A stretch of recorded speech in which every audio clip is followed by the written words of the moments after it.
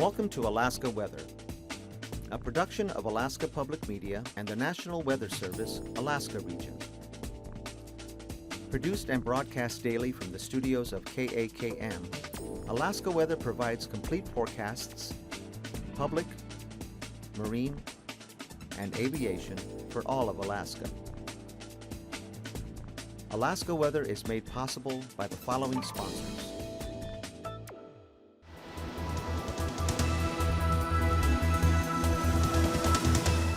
The National Weather Service. Good evening, everyone. I'm meteorologist Dave Snider with the National Weather Service. It's Tuesday, June 13th, and as always, we encourage you to stay up to date with your local weather information. You can do that easily at 1-800-472-0391 or find us online at weather.gov/Alaska. Once you click that, you'll be taken to your local weather forecast office or the Alaska Aviation Weather Unit or the Alaska Pacific River Forecast Center. Now, if you've noticed, of course, we've heard from many of you about some of the changes on the Alaska Aviation Weather Unit pages. Of course, if you haven't had a chance to tell us what you think, whether you love it, whether you hate it, what you'd like more of, what you'd like us to fix to make it work for your operation, please do let us know. Those changes are going to happen one way or the other next week. A lot of that's due to changes that had to be made in technology, but some of it is an ability to give you more information in better and hopefully more productive ways. So please do let us know if you haven't had a chance. Weather.gov/AAWU is the place to check out the new page. The old page will continue to work until those switchovers happen next week. David.Snider@NOAA.gov is a great way to contact me about anything you see here tonight or any other time, of course. And if you'd like to reach me there about the Alaska Aviation Weather Unit pages, it's not my doing, but I'm happy to help you learn more and get more of what you're looking for.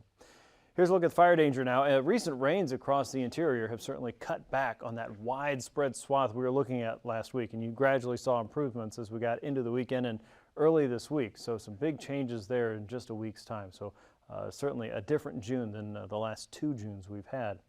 You'll notice that some of the rainfall around Fairbanks, I believe, which was over maybe 1.25 inches, even 1.33 inches perhaps in some cases, over the last several days has really helped cut back things just in the middle Tanana Valley itself. But there are still some hot spots around the upper Yukon Valley and on the south-facing slopes of the Brooks Range, some of those listed as high as extreme. It's always a good idea to be fire-wise, and remember, if you're going camping or fishing and camping, make sure that you're stirring your fire before you leave and break camp, and make sure you check it again, maybe even a third time before you go. Here's a look at the satellite picture now. The visible satellite picture looks a lot more impressive than the infrared picture does, especially when you look at the Gulf. You see the Gulf has a beautiful spiraling pattern here. That is indeed cloud cover and low pressure, but the infrared picture doesn't make it look so hot in just a few minutes. In fact, this very dry air is being incorporated into the system, and it's falling apart very quickly. Another thing to keep watch on here, this is 7 o'clock in the morning, and you can see a pretty healthy dose of very either low clouds or relatively clear skies. So let's watch what happens here. Watch as this breaks up. It's clear skies, drier air sweeping down the Yukon Valley and into the upper Kuskokwim Valley. And as we get rid of the cold air in the morning, we start to see that what was once over the Gulf of Alaska is something fairly impressive and widespread is really falling apart fairly quickly. Now, if we look out west, there's another weather system just south and west of Shemya. High pressure is in charge of most of the Bering Sea. We've got some areas of fog here through the Bering Strait, across the western Bering, and right up against Nunivak Island and close to the Pribilovs. And most of the North Slope has also been looking at low clouds. Not a whole lot of fog, though, is actually being reported at the weather sensors, but many places there are certainly seeing that fairly close, if not in between the sensors there. So you may just be escaping the observations if you've got poor visibility. Across southeast, some pockets of showers today on the infrared picture. Again, a pretty ragged system according to the thermometer sensor on the satellite. Of course, that's measuring the clouds in this way. But you can see the bulk of the clouds is across southwest and the northern Gulf Coast and across southeast. The interior has been drying up as well as Kotzebue Sound substantially. And maybe that's good. Maybe you're looking for some sunshine. But the other side of that is, as we lose just a little bit of that more direct impact of the radiational source of heating, which of course is the sun, if we lose some of that, there's a chance that some temperatures in the middle Tanana Valley tonight in protected valleys where maybe you don't have a breeze or maybe you've got a little bit more of a shadow from the sun, there's a chance that you could see some temperatures that are close to freezing and maybe even some patchy frost in there. So not an outside ball at all there. Certainly something that could impact you. If you've got some plants out there, you might want to just take a look at your temperatures. If you've been chilly the last couple nights, it could get colder again tonight. Low pressure across the middle Tanana Valley, the middle Gulf of Alaska, very different places, 1,005 millibars. Around that, you can see the frontal boundary is falling apart there. Some pockets of rainfall across southeast, nothing too heavy or horribly widespread as best we can tell. Lightning strike or two around the Copper River Basin this afternoon. It hasn't looked too terribly impressive on the satellite picture, and also a little bit of light rain around Bristol Bay. High pressures in charge of that again just south of Nunivak Island. 1,018 millibars, and out west our other weather systems about 985 millibars. It's trying to make its way through the chain. It's a prolonged push eastward is keeping that south and easterly fetch moving across the central and eastern Aleutians, again with high pressure in charge of the west coast. Low pressure is going to weaken a little bit more across the north slope as we get into tonight. High pressure is in charge of the Arctic Ocean at 1,021 millibars, and there's some fog close to the coast. But by and large, it's going to be some pretty dry air moving through the middle and northern and western parts of the interior and certainly the north coast. Because of that, again, those temperatures could drop off if the winds go light. You're in that protected valley, and again, not getting a whole lot of sunshine during the overnight hours, if that's even overnight in the interior there right now. It could get cold, again, very close to freezing, so don't be surprised if you've got some crunchy grass in the morning. 988 millibars out in the west, and that front is trying to move eastward ever so slightly. High pressure still holding on right here around the Gulf of Anadyr, but it's starting to weaken, so I didn't even put it on the map at this point for the overnight hours. Some pockets of rainfall for the central and eastern chain. Again, nothing too substantial, and some showers for central and southern parts of southeast, as well as some of the higher terrain in Prince William Sound for south central and southwest tonight. As we get into tomorrow, high pressure is trying to make a comeback for Wednesday, 1,014 millibars there. Low pressure is out in the west at 990. The front has fallen apart now, so now it's just a wave of low pressure. No big temperature difference there, no big humidity change as well. And across the Alaska Range into parts of southeast and the Wrangell-St. Elias region, as well as southwest, our trough there is focusing showers and afternoon convection, which maybe in a few instances could pop up some showers and thunderstorms here across the west coast, some of those into Norton Sound. Showers are expected across the Brooks Range, and you'll see a few more clouds across the upper Yukon Valley and the upper Tanana Valley. For Thursday, that trough starts to move south and east, organizes a little bit more of the warm and drier air to the north. With that, widely scattered showers and thunderstorms could develop again on Thursday for southeast. Low pressure is fairly disorganized, but it's enough to keep some wet weather stuck against southeast. South central, you'll see some areas of cloud cover, maybe some showers over the mountains. And our low pressure system out in the west that looked organized just 2 days ago, of course, is no longer organized at 993 millibars, dropping southward into the Pacific. It's going to have to go around this area of high pressure or weaken even more substantially. And here's a look at temperatures today, and you'll notice that many in southeast under clouds and some wet weather. We're a little bit cooler. 40s and 50s for most locations around the Clarence Strait, Ketchikan, and Annette. In the 50s there, Hyder was 61. Capital City closer to the mid-50s. Yakutat was 52. Prince William Sound back in the lower to mid-50s. Homer was 56. Kenai 53. 56 in Anchorage, and mid-50s for Talkeetna as well. I was in the lower 60s around Fairbanks today, 57 for Northway and Eagle, with 66 around Fort Yukon, 55 I should say, 55 in Fort Yukon, 53 up around Anaktuvuk Pass. As you get into the North Slope, especially the Beaufort Seacoast, temps were in the 30s there for many, 34 in Kaktovik, 34 for 32 in Barrow, 46 for Wainwright, 40s for most of the Kotzebue Sound region. Wales was 42, 43 around St. Lawrence Island. Norton Sound temperatures fell into the mid-50s today with Galena at 62. Tanana, you had 63 degrees. McGrath was showing 63 as well. Bethel 55, 45 around Nunivak Island. Bristol Bay temps in the 50s and 60s. Close to 50 for both St. Paul and St. George. 40s and 50s for the Alaska Peninsula. Cold Bay and False Pass in the mid-50s there. 53 around Unalaska and Dutch Harbor. And 40s westward through the chain, and 53 in Kodiak.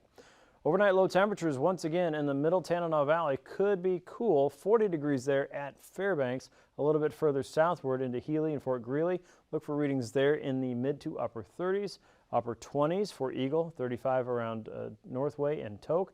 37 around Fort Yukon. 20s for the North Slope. So this won't be the coldest spots, but it could be cold enough to put a little bit of ice on some plants there, so just be careful. Mid-40s around the Norton Sound region, lower to mid-40s around the Bristol Bay area, mid to upper 40s for the Alaska Peninsula, and for southeast. South central looking at lower 40s around Kodiak, 43 degrees, 37 in Cordova. High temps tomorrow back in the mid to upper 60s. It will warm up quickly. If you have frost on the grass in the morning, don't be surprised to see temperatures just skyrocket. The beautiful thing about dry air is it heats up so quickly. So close to 70 again around Fairbanks, the Fort Yukon region, Fort Greely and Healy, down toward Tanana, all the way down the Yukon Valley toward the YK Delta. Unalakleet, you're 64 tomorrow. About the same there in Nome. The North Slope, 30s and 40s, above freezing for everybody. It looks like 45 in Gamble. Mid-50s to lower 60s for Southeast. Kodiak, 52. Upper 40s and lower 50s for the Alaska Peninsula, the Chain, and St. Paul, 46.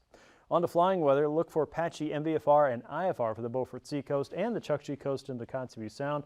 Looking for IFR around some parts of the Bering Sea as well as the Aleutians, and MVFR through a large part of the Gulf, Kodiak Island, and southeast, mainly in the southern sections in the morning. By the afternoon, that's going to snake up the higher terrain. Watch for convection in southwest across south central and Kodiak Island. We're expecting MVFR. Watch for conditions to improve for the Beaufort Seacoast and continue for the Chukchi Coast with IFR developing and moving south and east. On to flying weather for your passes. Anaktuvuk and Adigan Pass look pretty good throughout the daytime tomorrow. VFR is expected there, but MVFR may hold for both Lake Clark and Merrill Pass through the day. Rainy Pass may see similar conditions. Look for improvement around Windy Pass as you get into your Wednesday afternoon. Isabel Pass is expected to be VFR. Mentasta Pass, there, 5 times fast. Try that one yourself. Mentasta Pass, VFR conditions expected to hold through most of your midday and Wednesday. And Tanita Pass, MVFR conditions probably in the morning, but we will see some improvements as we go through the day. And Portage Pass, marginal conditions through most of your Wednesday. Chilkoot and White Pass, probably holding on to marginal conditions as well. Freezing levels indicate kind of a strange pattern here. It's not quite the spaghetti slop we've seen in the past. You can see warmer air trying to lift northward. You can see warmer air stuck northward over the Bering Strait region and into the Chukchi Sea. We've got our cooler air situated across the Gulf with levels there from about 4,000 feet and below for most of the central Gulf. That's wrapping around that low pressure system. And then colder core right here across the western parts of the Northwest Territories and the Yukon. So kind of a couple hot spots and a couple cold spots out there with levels across most of the interior ranging from 4 to about 8,000 feet and across southeast at or even below 4,000 feet at times. Icing potential is focused mainly on the southern areas where the moisture is more prevalent. Light to occasional moderate is possible in southeast. That's above 5,000 feet across south central and southwest, generally above 5,000 feet as well. Above 8,000 feet out west around that incoming wave of low pressure, and across the northwest coast above 8,000 feet thanks to that warmer air sitting up there across the Chukchi Sea. The jet stream right now has that major superhighway of weather well south of the region, 120 to as strong as 180, even 200 knots at times. But we have minor interruptions just north of that. That's kind of steering things in different directions and breaking apart weather systems. The main factor for many is going to be that northerly intrusion coming across the Beaufort Seacoast that's driving all that drier air across the interior tonight and out across the west coast as we head into tomorrow.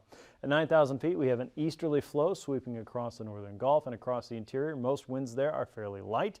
Across the interior and the North Slope, only 5 to 10 knots and light southeasterlies across the central and eastern chain and the Alaska Peninsula. A little bit of a stronger easterly offshore flow blowing across the Panhandle as we go through tomorrow. At 3,000 feet, winds are light here, also an offshore flow, 5 to 10 knots for most areas inland. And south and easterly winds still fairly light over Bristol Bay and the west coast, with the strongest winds across the central and eastern chain, 25 to 30. So turbulence is fairly limited at this point. Central and southern parts of the Panhandle below 4,000 feet. Watch for occasional moderate. And across the eastern Aleutians, including Nikolsky and Unalaska and Dutch Harbor, below 4,000 feet, you might get a little bit of a stronger push throughout the day there. That's a look at your aviation forecast. I'll be back with the rest of your marine weather and a sea ice update here in just a few minutes.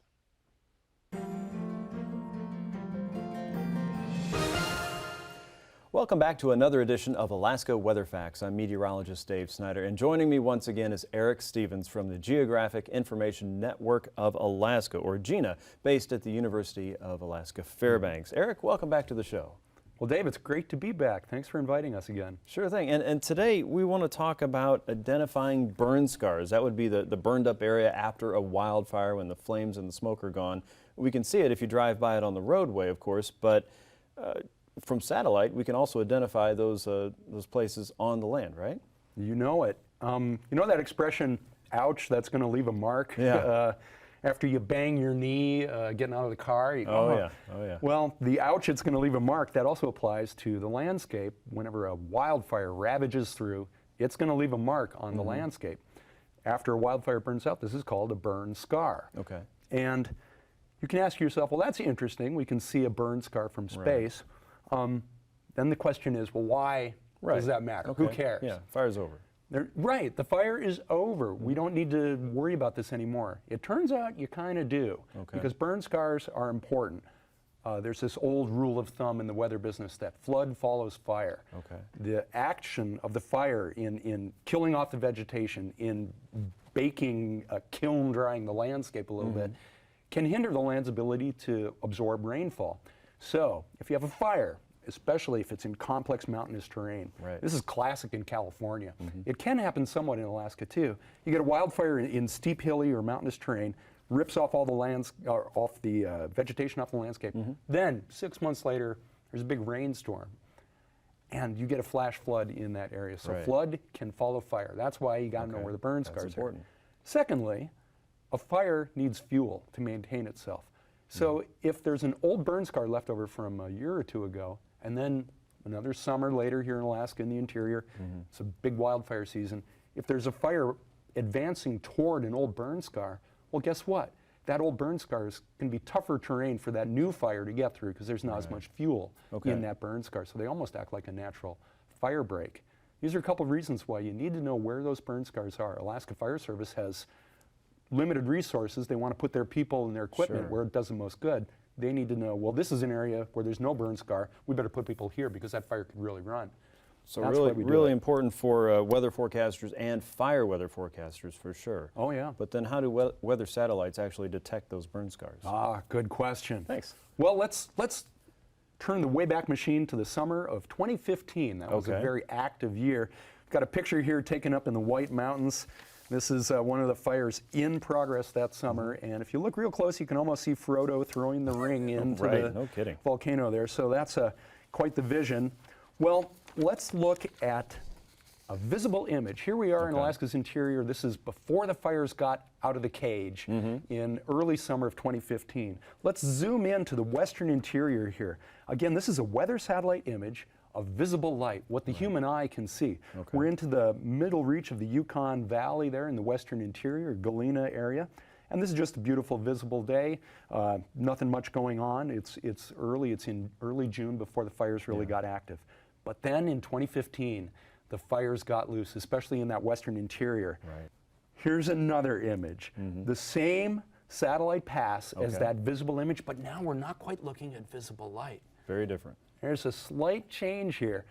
This image incorporates something called the veggie band. 0.86 micron wavelength. The micron's very tiny, but that wavelength responds to vegetation, the chlorophyll. So trees and grasses reflect that part of the electromagnetic spectrum back to the satellite.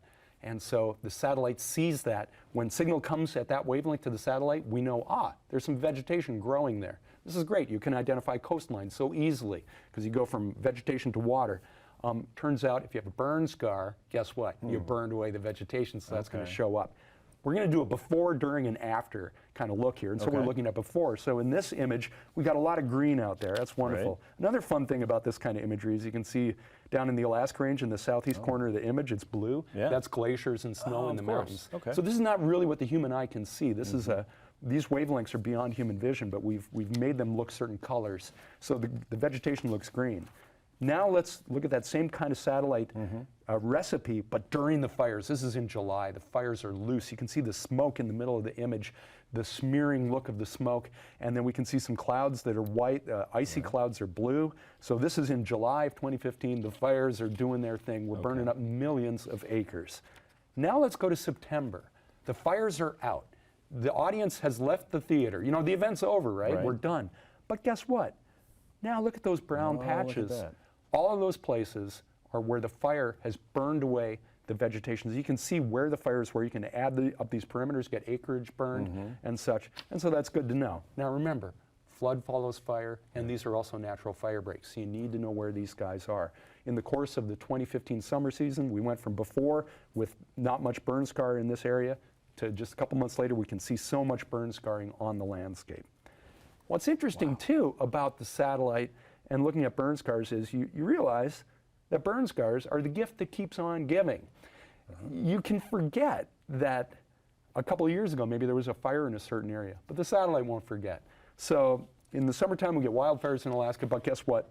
In the visible imagery here, we can see the burn scars just a little bit, but they're not as prominent as in that veggie band. But then you can't see them at all if you cover them up with snow, right? Exactly. So here's an image from the middle of the winter time, and snow on the ground by this recipe looks blue. Again, these are wavelengths of light that the human eye can't really see. We're getting up into the infrared, near infrared, and the way we've assigned colors is if there's snow on the ground or there's a glacier, it looks blue, kind of intuitive. So this is early April of the following year, 2016. Okay. We're just about to get into breakup. We've got a lot of snow on the ground, and now it's all going to melt. And as the snow melts, then you get our final image here. Doesn't this look familiar? This looks like a lot of what we saw in September of the previous summer. So this is the spring of the next year. The fires themselves might not have overwintered, they're gone, but the fire scar does. And as the snow melts away, and then you have breakup, and then you have green up, whenever the leaves come out, the grass comes back, except in the burned areas, they're having a tough time because everything got burned off the previous year. So you can see these scars even the next summer, multiple years. It depends on what kind of vegetation there is. You know, some of the tussocky tundra grasses, they'll grow back really quick, but to get a forest to come back, that'll take much longer. So these burn scars, eventually the landscape will fill in the burn scar. It will heal itself, if you want to use that metaphor. But for the next few years, you can still keep track of these on satellite. And again, the reason we want to do that is that the burn scar can facilitate a flood, and it can act like a fire break. So there you are, the fascinating tools. So if you're a weather satellite and you're looking at my bowl of vegetables here, you might be able to pick out which one's the pea, which one's the tomato, and which one's the carrot, and apply that information precisely to whatever it is you're working on there. That is really fascinating stuff, that we have that capability from so high above the planet Earth, and Alaska for that matter. Yep, eat your veggies. Yes, definitely. I think I will. I'm hungry. Thanks so much for joining us again, Eric, and thank you for joining us for another edition of Alaska Weather Facts. We'll see you right here next time.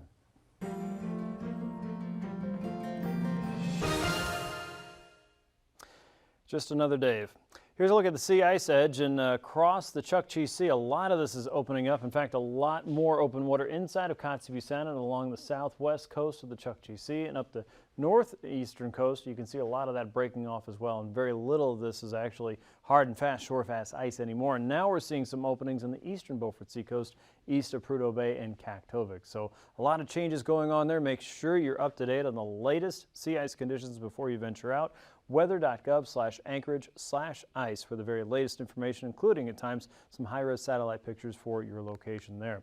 Here's a look at southeast and light northerly winds across the central and southern parts of the interior will gradually become a stronger southeasterly flow in the Clarence Strait and stronger southerlies across the Lynn Canal as the afternoon goes on. 25 knots up north with a 5-foot sea, 6-foot seas for the Clarence Strait. An offshore breeze, remember we saw that across the upper levels, and now south of Sitka at the surface, that's 30 knots with 7 to 10-foot seas south of Sitka. Light north and easterly winds coming in across areas north of Cross Sound. For your Thursday, winds are more of a 15-knot flow there across the outer coast. 5 to 6-foot seas across the entire region there. We'll keep our southerlies in the Lynn Canal, 20 knots with a 4-foot sea. Northerlies across Stevens Passage and southward, 4-foot seas, and northeasterlies inside of Clarence Strait. Also looking at 4-foot seas for your Thursday.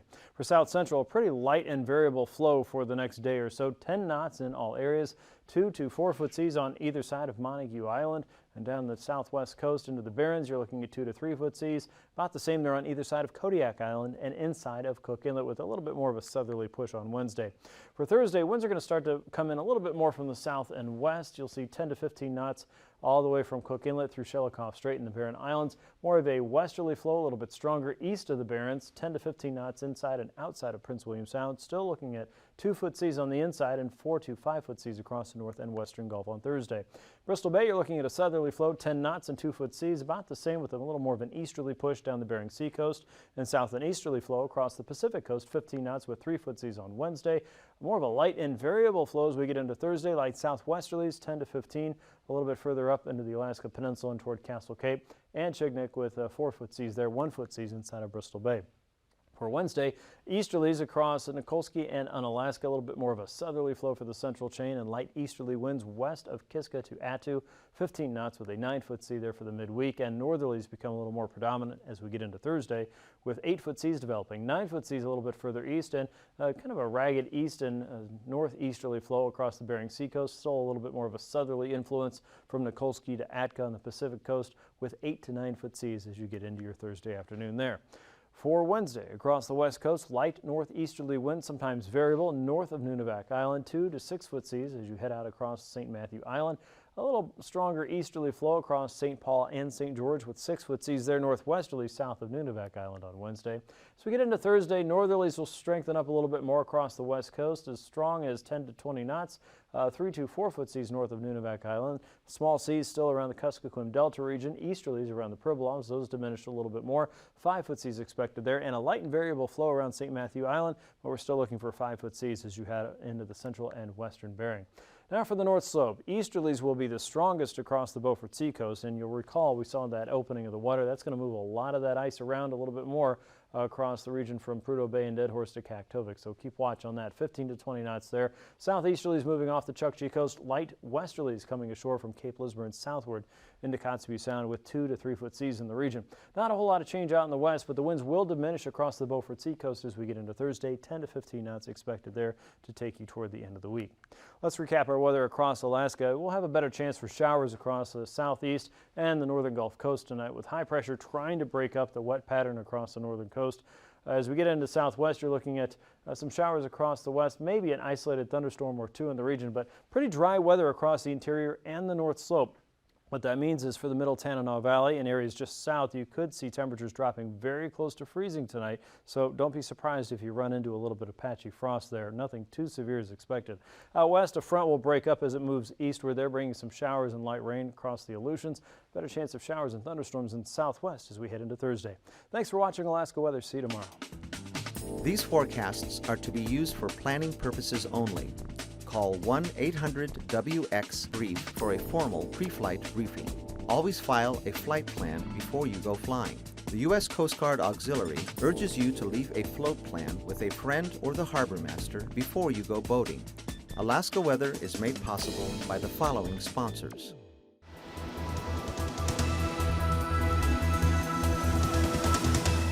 The National Weather Service.